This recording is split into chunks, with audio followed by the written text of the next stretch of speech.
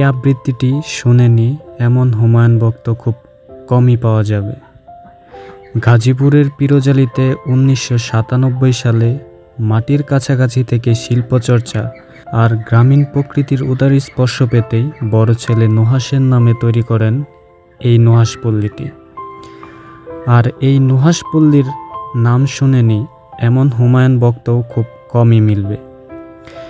২০১২ সালের ১৯শে জুলাই মারা যান আমাদের এই সবার প্রিয় কবি।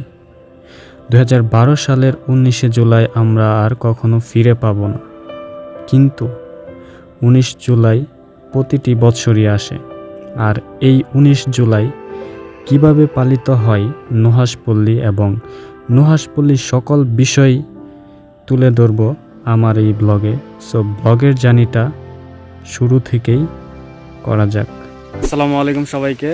সো ফাইনালি গাইস আমরা চলে আসছি হচ্ছে নুহাসপল্লীতে, এবং একটু পরে আপনাদের ফুল নুহাসপল্লীকে এক্সপ্লোর করে দেখাবো। আমার পিছনে হচ্ছে এটা গেট। আর একটা বিষয় হচ্ছে, যারা শুধুমাত্র নুহাসপল্লীতে এসে হুমায়ুন স্যারের কবর জিয়ারত করতে চাচ্ছেন, তারা নুহাসপল্লীর ভেতরে না গিয়ে কবরটাকে জিয়ারত করতে পারবেন। তার জন্য হচ্ছে এই যে এখানে লেখা আছে সমাধি, এই বরাবর একদম চলে যাবেন, তাহলেই কবরটা পেয়ে যাবেন। গেটের সামনে এরকম একটা নিয়মাবলী আছে, সো ভিডিও পোস্ট করে আপনারা এখানে দেখে নিতে পারেন। আমরা এখন নুহাসপল্লীর ভেতরে যাব। এটা হচ্ছে গেট, আর এটা হচ্ছে টিকিট কাউন্টার, আর সাথে হচ্ছে পার্কিংয়ের ব্যবস্থা। আর এই হচ্ছে নুহাসপল্লীর ফ্রন্ট সাইড। একটা মা এবং ছেলের মূর্তি দেখতে পাচ্ছি এখানে। ও হাই বাবু, তোমার নাম কি? হচ্ছে ছোট্ট একটা সুইমিং পুল, আর পাশে একটা বড় সুইমিং পুল। এখানে হচ্ছে হুমায়ুন স্যার এবং সুনীল গঙ্গোপাধ্যায়, ভারতের লেখক, যিনি একসাথে সুইমিং করেছে এখানে। কঙ্কালের খুলি যাকে বলে, আর নিচের পাটির একটা দাঁত নাই, আর এই দাঁতের আকৃতিতে এই সুইমিং পুলটা উপর থেকে দেখা যায় যে। সো সামনের দিকে এগোই। আমরা এখন রাইট নাও চলে আসছি হচ্ছে হুমায়ুন স্যারের যেখানে সমাধি দেওয়া হয়েছে। গাইস, আমার পিছনে হচ্ছে হুমায়ুন স্যারের কবর। এখানেই শাহিত আছেন আমাদের সবার প্রিয় কবি হুমায়ুন আহমেদ। সো আজকে যেহেতু তার মৃত্যুবার্ষিকী, তার জন্য ফুলের তোড়া দেওয়া হয়েছে।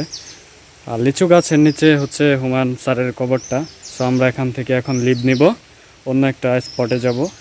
সেটা হচ্ছে হুমায়ুন স্যারের বাংলো বাড়ি, আর এখানে তার রিলেটিভসরা এসে থাকে। আর তার পাশে হচ্ছে এখানে হুমায়ুন স্যারের একটা ছবি। খুব এটা নুহাসপল্লী ঢোকার ফার্স্টেই চোখে পড়ে, টাইলস দিয়ে মোড়ানো হয়েছে এই ছবিটা। থেকে সোজা চলে গেছে হচ্ছে বৃষ্টি বিলাস। আর এখানে হুমায়ুন স্যারের কিছু ইন্টারভিউ দেখছি, এখানে বসে তিনি সাংবাদিকদের সাথে কথা বলেছে। তারপরে এটার পাশে আছে হচ্ছে এখানে একটা মূর্তি, হচ্ছে ফল নিয়ে খুব সুন্দরভাবে তাকিয়ে আছে। আর এইখানে হচ্ছে আরেকটা মূর্তি, এটাতে একটা বই ছিল, বইটা নাই। এখানে হচ্ছে একটা গাছ দেখতে পেলাম, ইন্টারেস্টিং, লাইলি মজনু। ওয়াও, গাছের নাম হচ্ছে লাইলি মজনু। সো হুমায়ুন স্যারের কবর গেট থেকে একটু সামনে এগোলে, আর এটা হচ্ছে মেইনলি মাঠের মাঝখানে একটা দাবা খেলার বিনোরূপী ঘর দেখতে পারবেন, আর কাঠ দিয়ে সুন্দর করে সাজানো হয়েছে এখানে। আর নিচে আপনারা দেখতে পারবেন হচ্ছে দাবা খেলার কোর্ট। নুহাসপল্লীতে এসে এত বড় দাবা খেলার কোর্ট দেখতে পারছি, এর আগে কখনোই আমি দেখি নাই। সো এটা হচ্ছে খুবই ভালো লাগলো দেখে। নুহাসপল্লীতে এসে আরেকটা অন্যরকম একটা জিনিস দেখতে পারলাম, সেটা হচ্ছে গাছের উপরে হচ্ছে ঘর। সো আমার পিছনে এই জিনিসটা, সো এটা আপনাদের একটু দেখাই। বৃষ্টির কারণে হচ্ছে লাইট নেই, যার কারণে অন্ধকার দেখা যাচ্ছে। এটা হচ্ছে সেই ট্রি হাউস নুহাসপল্লীর। এখানে আরিফ বসে আছে। এর আগে আমি আরেকবার আসছিলাম, সো এটার মধ্যে আমি উঠতে পারি না, এত পরিমাণ লোক ছিল। সো আজকে শান্তিতে উঠা যাবে মনে হয়। বিসমিল্লাহ। ও, এখানে অনেকের নাম লেখা আছে। লিচু গাছের মধ্যে এই যে একটা ছোট টিনের ঘর, আর হচ্ছে এই যে আরেকটা। সো এখন এখান থেকে নেমে পড়বো। ও, অনেক পিচ্ছিল।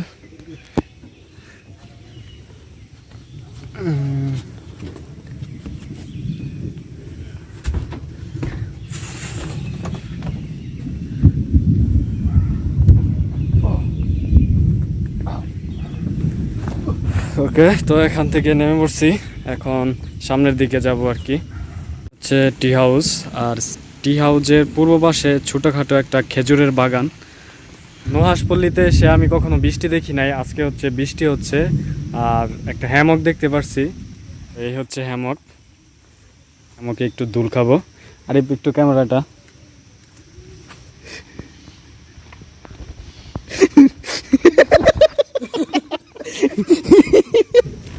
আরো জোরে দেবো। এটা হচ্ছে বৃষ্টি বিলাস, আর আজকে হচ্ছে বৃষ্টি পড়তেছে।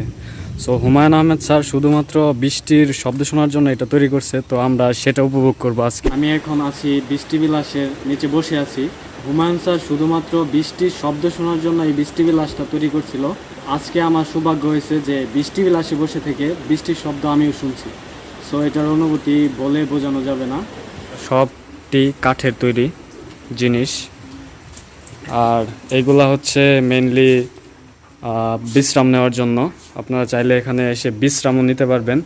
এরকম আরও কয়েকটা ঘর আছে এদিকেও। সো এই যে আরেকটা ঘর, এখানে আপনারা শুধুমাত্র এটা বিশ্রাম নেওয়ার জন্য তৈরি করা হয়েছে। যারা অনেক দূর থেকে আসবেন এখানে বিশ্রাম নিতে পারবেন, সো ফ্রিতে আর কি। এটা হচ্ছে ব্যাঙের ছাতার মতো তৈরি করছে।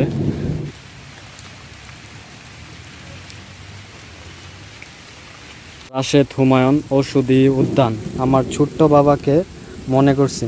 তো এটা হচ্ছে স্যারের ওষুধি উদ্যান। বৃষ্টি যার কারণে আসলে খুব টাফ হয়ে যাচ্ছে, যাওয়াটা একদম পিচ্ছিল, সব কিছু পসিবল হচ্ছে না। তারপরে যতটুকু দেখানো সম্ভব আমি দেখাচ্ছি আপনাদের। এটা হচ্ছে ওষুধি উদ্যান, আমি এখন ওষুধি উদ্যানে আছি। এই গাছগুলোর নাম হচ্ছে শিব পান্ডি। আর এইখানে আরও কিছু ওষুধি গাছ আছে, সেটা হচ্ছে এই যে এখানে লেখা আছে। উদ্যানের পাশেই আমরা দেখতে পাচ্ছি হচ্ছে মৎস্যকন্যা, আর হচ্ছে একটা মানে বুথের অর্ধেক আছে। সো আমি একটু দেখাচ্ছি ক্লোজ করে।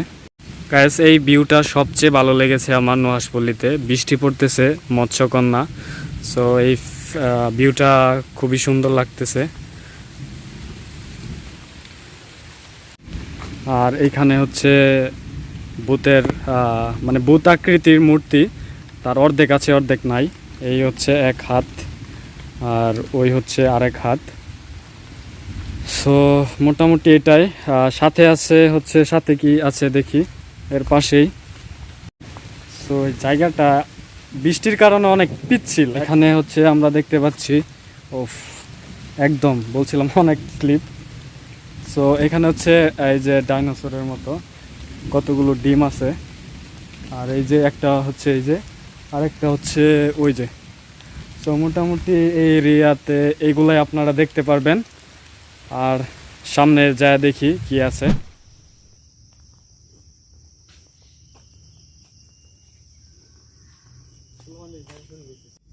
দিঘি লীলাবতী, নয়ন তোমারে পায় না দেখিতে, রয়েছে নয়নে নয়নে।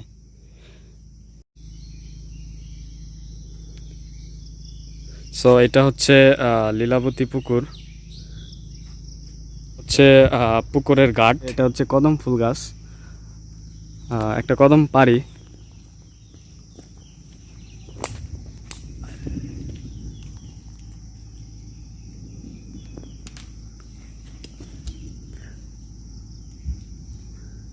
এটা হচ্ছে কদম ফুল, লীলাবতী পুকুরের পাশেই।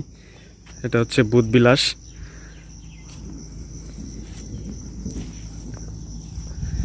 সো এইখানে আসলে যেটা সবচেয়ে বেশি দেখতে পারবেন সেটা হচ্ছে শুধু গাছ আর গাছ। সো গাইস, আজকের মতো ব্লগটা এখানেই শেষ করতে হচ্ছে। আমার নেক্সট ব্লগ দেখার জন্য সবাইকে আমন্ত্রণ জানাচ্ছি। আর এই পর্যন্ত সবাই ভালো থাকবেন, সুস্থ থাকবেন। আল্লাহ হাফেজ।